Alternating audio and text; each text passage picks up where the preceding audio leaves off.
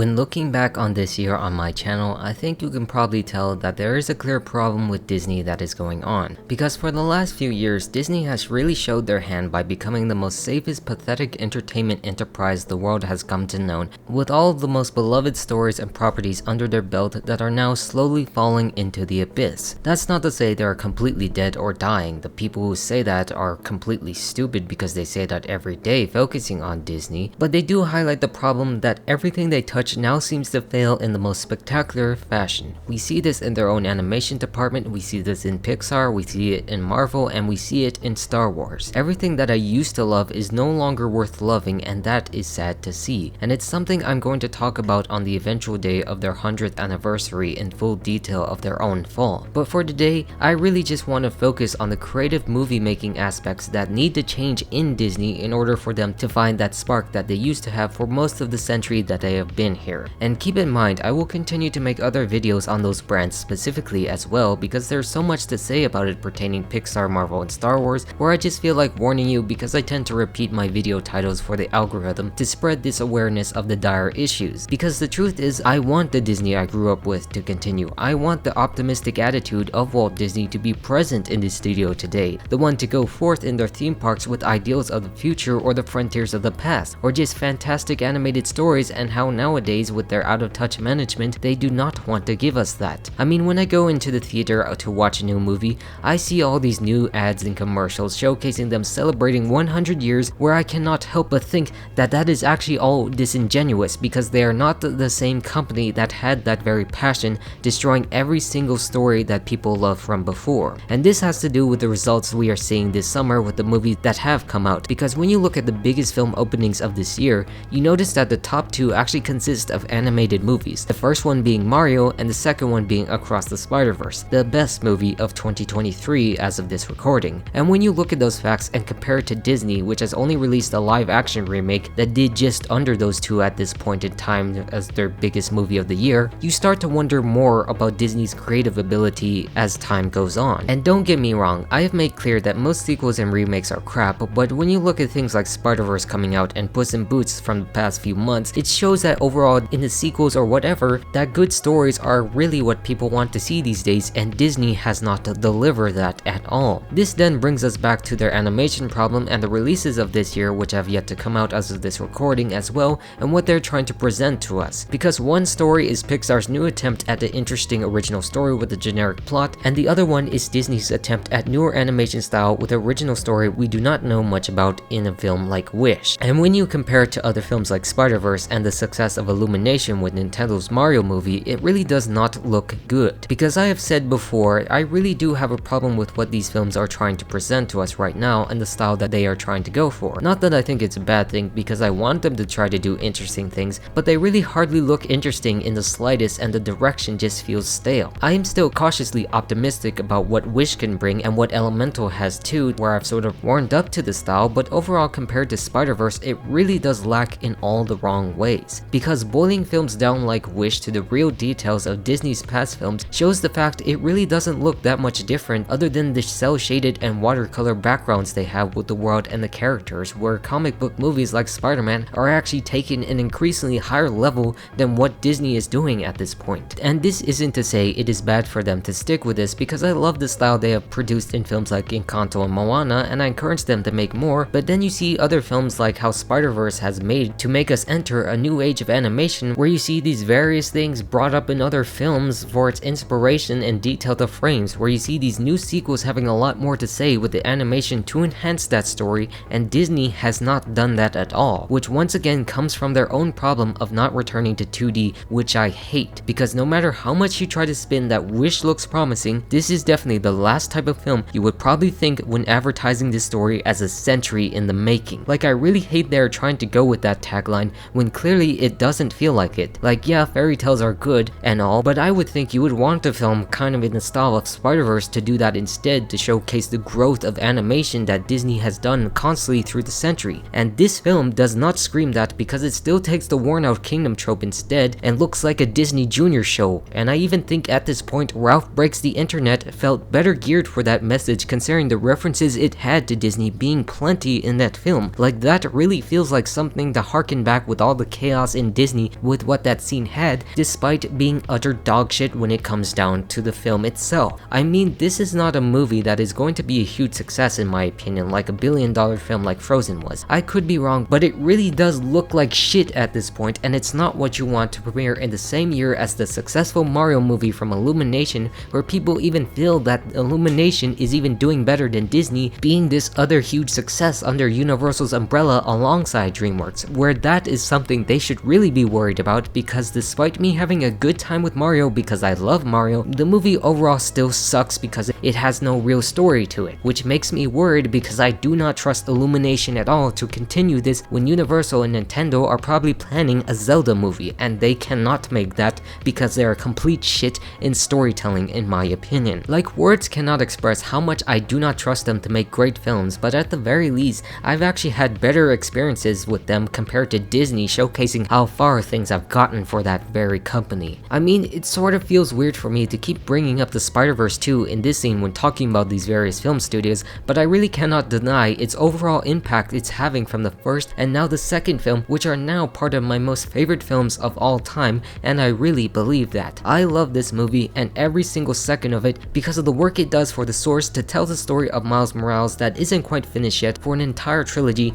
that could be done right. His story is more compelling and added on by various characters that work really well because the animation knows what it wants to do with them to differentiate the realms they inhabit, and that is a level Disney has never achieved at all in this era that pales from where they first began. That's not to say I want them to take a Spider-Verse style, because not every film needs to do that, because not everything is about the multiverse and the multitude of styles in one film where they could stick to whatever they want, but you just have to constantly bring up the beauty of what this film is trying to achieve to the entire industry and recompare it to what Disney has started with Snow White. Because what happened with Snow White was the film that started out what we see today, like Spider-Verse or even other animated films to exist at this point. None of this would even have happened because no one at the time believed it. Nobody but Walt Disney himself even thought that animated films the length of regular movies could even exist, and he proved that it actually could. This is the fact that was present in Disney from their founding to his own death, to go bigger and bolder in their stories that allowed things like Disneyland to exist, as well as the techniques to progress it, like using Technicolor or multiplane cameras to keep on going, where despite knowing he would also want to use 3D as a new form of animation, this entire style still proved how much there is that could still be done, and they just refused to see it anymore. They are at a point wedged in the middle to produce a Disney Junior movie to theaters in order to celebrate 100 years,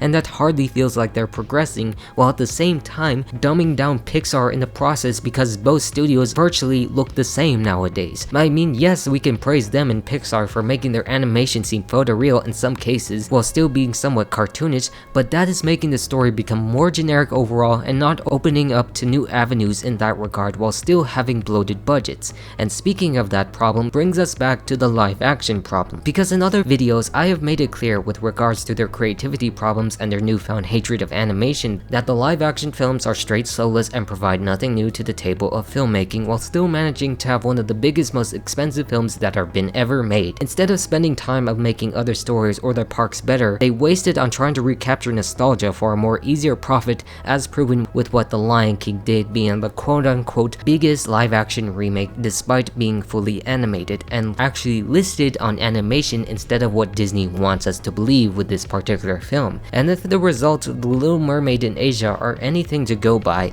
it actually proves that this film idea will not always be a complete success, and they are failing to realize that. Where the problem now actually remains, because of the fact of their earlier successes like Cinderella and Aladdin and Beauty and the Beast, is the fact that they cannot and will not stop remaking it, considering that these films are already there. Because to them it just feels so much easier to remake something you already have done and already know without putting too much risk, knowing it could result in failure, with what they did with Strange Worlds and Lightyear performing so poorly the year before. And this other problem of live action is making their other films go under the radar, like the new Haunted Mansion movie that's coming out in July. I bet you didn't even hear about it before this post or even when the trailer came out, because it's that obscure and it is a readaptation of the actual attraction as the same thing they actually did 20 years ago with the Eddie Murphy movie. It's just so pathetic that this movie isn't being released in October as well, and it showcases Disney's inability to actually promote good stories if they actually can. And compared to live action remakes, theme park adaptations like Pirates of the Caribbean can actually prove to be better experiences, and I don't know why they don't actually promote it more often than these live action remakes. That shows another failure on Disney's part to focus on the more financially successful films,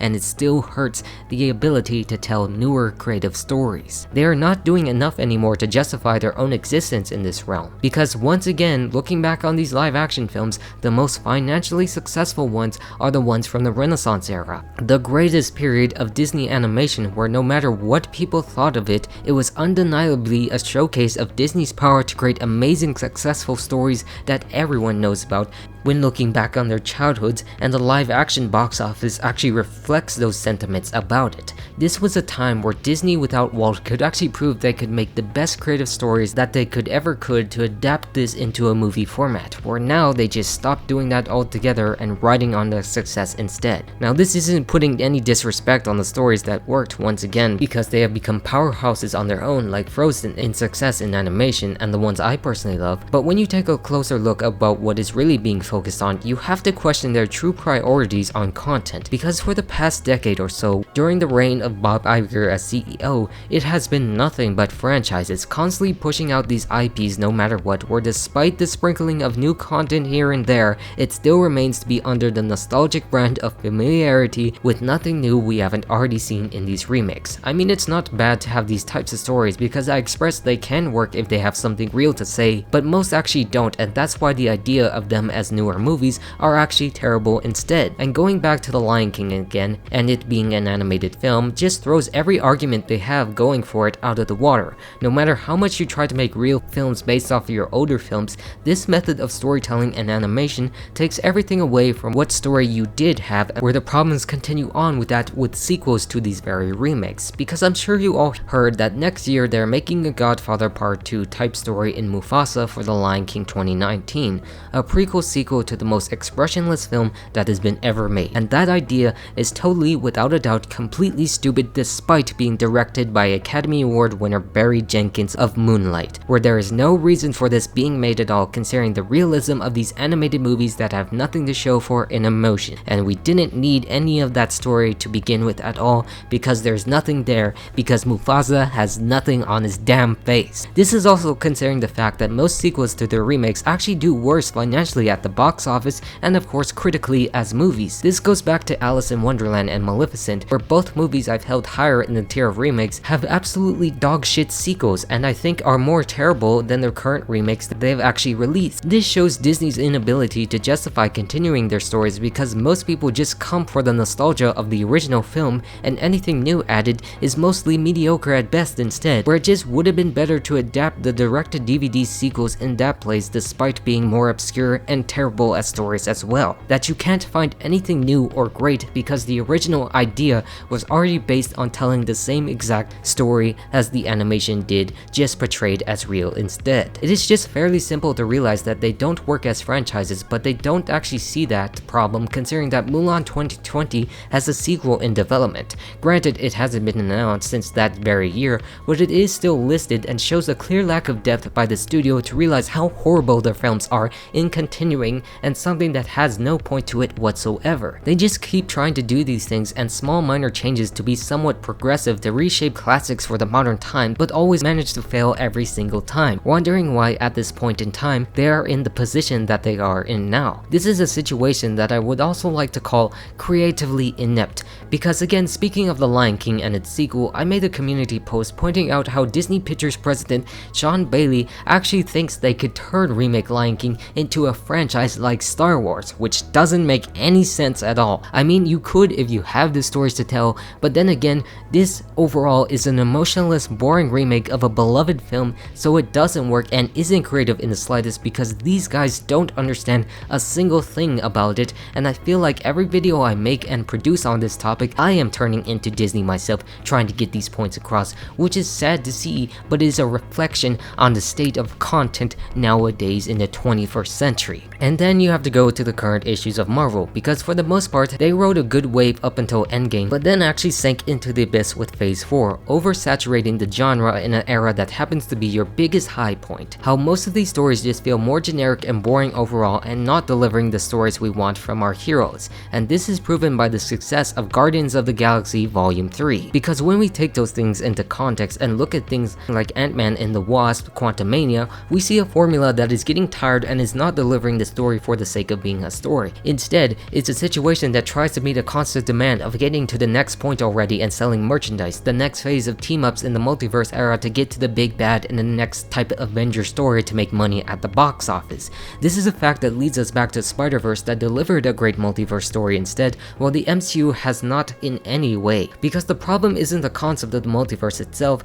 but it's the delivery demonstrated by Phase 4, which really couldn't focus on that at all in films like Multiverse of Madness, which should be actually called Multiverse of Midness because it doesn't actually involve that multiverse concept so well enough, where you also have during that same phase have shows like She-Hulk which doesn't actually add up at all. There's no connectivity to the stories like they did in the previous 3 phases, and it's actually hurting the overall story that people are trying to actually follow. I mean, I have made it clear that Disney Plus series aren't completely a bad thing for Marvel, but the way they executed was flawed and didn't serve any purpose to the world or its characters, where films like The Eternals could have been served better in this realm, but instead was released as this pile of trash. And you cannot also forget the fact that modern Marvel heroes are also unlikable as well. I made this fact clear when I made videos discussing characters like Cassie Lang and Jennifer Walters being the most pretentious assholes Marvel has ever produced, where they now just don't have any of the heart or challenges heroes used to have like Steve Rogers or Tony Stark had at all. They do not feel like characters anymore, but more of opinion pieces without any good story to it at all, and it's making things worse where the Marvels will not feel quite as good the more I think about it. And this all revolves on the point of Guardians of the Galaxy still being that standout film that was released this year that was positively received,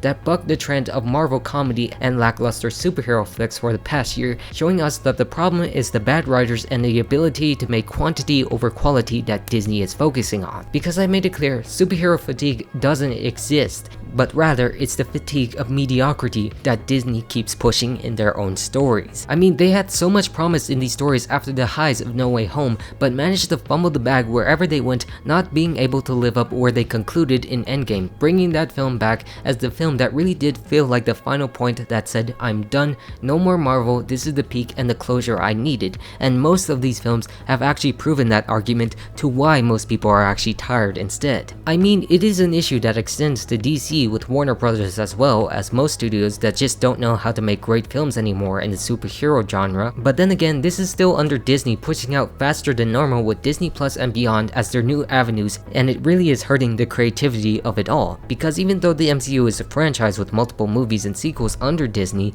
I can at least appreciate that a lot of times in their past, they were able to connect with it all and tell a great movie-going experience, which was what mattered most, and Guardians was able to prove that they still can, and it's something the company really needed to realize. And then finally, you have the fact that comes to the Star Wars problem, with the most recent announcement being the closure of their Galactic Star Cruiser Hotel at Walt Disney World later this year. A failure in using IP in the wrong way, putting unbelievable prices, not knowing how to utilize their properties properly like they did with the sequel trilogy. They just don't understand and throw it out thinking that people would want it because it's a property they own. This is represented by their safe attitude when it came to Star Wars, not really innovating enough from the Rebels versus Empire concept translated into the Resistance versus the First Order, and dragging that down completely with the character development they experienced. Nothing in these films really matters to the saga itself, considering the fact that the story was mainly about Anakin Skywalker, and this was a mumbled epilogue that never made any sense. They never wanted to explore something new with that, and what the originals and prequels did, where despite having weak moments, it still strengthened the overall original story and the world by building into something new. Every time Disney tried to do something that involved the original stories in any way, they actually managed to make them worse and drag down both new and fan favorite characters in the process. The Star Wars problem is partially the reason why Marvel sucks as well in that regard, in those very choices that affect the story development in every single way. The push for familiarity and characters rather than the story. And of course, once again, this brings up the Disney Plus shows problem that even the latest Mandalorian season actually experienced. They lack consistency or focus on the main characters, propping up these weird unimportant important points that ruins them instead of bringing them up. And the real sad thing about this is the fact that it could work with shows like Andor being released, because I think Andor is the greatest piece of Star Wars series that I have ever seen to flesh out Star Wars beyond its normal scope. Like, that show is so good, it has become the peak of modern Star Wars right now, and that is terrible considering the amount of content they could produce. I mean, the animation also is still great in some cases, and I'm grateful for Clone Wars getting the closure and shorts like the Tales of the Jedi fleshing out the characters, but we never get to see that on a massive scale when other films like Indiana Jones are actually getting negative reception before it release. Like, that film also doesn't look good when you think about it, and it really is going to affect Lucasfilm's future plans with Star Wars movies that are now in doubt because these movie performances are terrible, and Disney constantly does not understand this, pushing out the most unnecessary parts of the franchise on screen, and it's not working. I love Star Wars, and I really hate to see this opportunity being squandered by a company I used to have high regard for as a child, because I used to love both of them and the fact that they were both together, but instead they are just destroying themselves together in that very process. And this is where the problem must be presented, as I have stated in the beginning. The fact that they need to go above and beyond in their animation studios so that they can save Pixar and themselves from becoming generic, and the fact that they need to spend time to focus on making good stories instead of these horribly announced projects. I mean, they have been trying to cut back on everything announced by Iger right now, but he is still a part of that very problem for bringing this in and destroying the current definition of creativity in Disney today. And if they don't do that, everyone else will overtake them instead, and these movies will die in the abyss. A fact that I hate to see, but something that needs to be seen in order to return to that creativity in their films. For the sake of it all, I just want them to return to the days of the constant push for innovative and passionate storytelling, because that's what we all need. We don't need to fight on the basis of something being better in a different studio. We rather just would live with the fact of the fun variety they offer and doing things for us, the audience, rather than the necessity of the shareholders living off the old successes that have been already done. And the only way that could ever be done is to gut every executive up there instead of letting other talents go, like what Pixar did in removing the woman who actually saved Toy Story 2 instead of the men and women in the executive department that overall make the company decisions that remove the creative aspects of Disney itself. But the problem that remains is that it will never happen, and the only thing I can do is to make these issues aware, and I will continue to do so until it actually gets to that very point, because if it doesn't happen, they will surely fall in the eternal abyss, forgotten for the passion it used to have. And with that all said, I'm all done, so goodbye.